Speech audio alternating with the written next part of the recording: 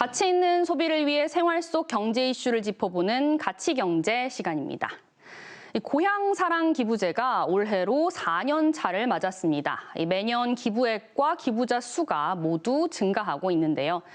지난해 기부금은 모두 1,515억 원으로 전년보다 636억 원 늘었습니다. 기부자는 136만여 명이었는데요. 지자체별로 보면 제주도가 105억 9천만 원으로 가장 많았고 광주광역시 남구와 동구가 뒤를 이었습니다.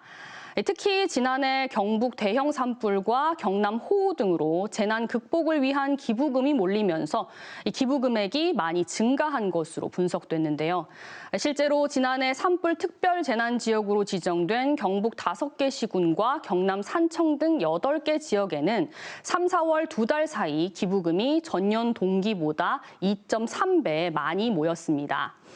대구 경북 지역을 구체적으로 보면 경북과 각 시군은 모두 합쳐 217억 4천만 원을 기록했습니다. 시군별로 보면 영주, 영덕, 의성 순으로 많았습니다. 대구시와 9개 구군에는 11억 4천만 원이 모였는데 군위군과 대구시, 중구 순으로 많았습니다. 다만 대구 서구는 기부자 수가 325명으로 전국에서 세 번째로 적었습니다. 고향 사랑 기부제는 첫 시행 뒤 3년여간 조금씩 개선돼 왔습니다. 기부 상한액과 세액공제 혜택이 늘었고 민간 플랫폼도 순차적으로 늘면서 기부의 접근성과 편의성을 높였다는 평가가 나옵니다. 구체적으로 보면요, 지난해에는 특별재난지역 선포 3개월 이내 기부금을 대상으로 세액공제 혜택을 16.5%에서 33%로 늘렸고요. 올해부터는 10만 원 초과 20만 원 이하 세액공제율이 44%로 상향됐습니다. 또 지난해 민간 플랫폼이 3곳 추가돼 모두 9곳으로 늘었는데요.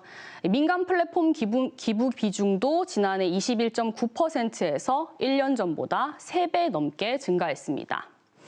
하지만 과제는 남아 있습니다. 기부금의 98%가 전액 세액공제되는 10만 원에 쏠려 있고 지역별 모금액 차이도 큽니다. 일부 기초단체들은 모금액이 적어 유의미한 사업을 못하거나 사용처를 찾지 못해 쌓아두고만 있는 곳도 많습니다.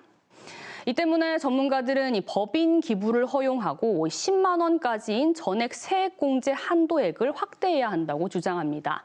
또 민간 플랫폼을 더 확대하고 지자체 자율성도 강화해야 한다고 지적합니다.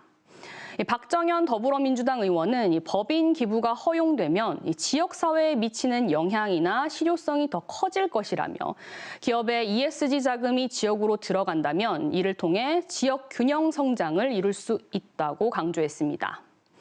지자체 차원에서도 이색 답례품이나 유의미한 기부금 사업을 발굴해 기부를 끌어내야겠죠. 다른 지역 사례를 참고할 만한데요. 전남 완도에서는 실제 전복 같은 미니 쿠션과 키링 세트를 내놔 온라인 커뮤니티에서 인기를 끌었고요.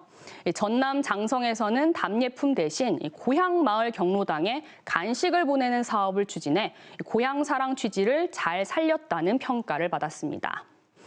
전남도는 소방관이 직접 주택 화재 안전 꾸러미를 설치해주는 행정 서비스형 답례품을 운영해 큰 호응을 얻기도 했습니다. 해를 거듭할수록 개선되고 자리 잡아가고 있는 고향사랑 기부제.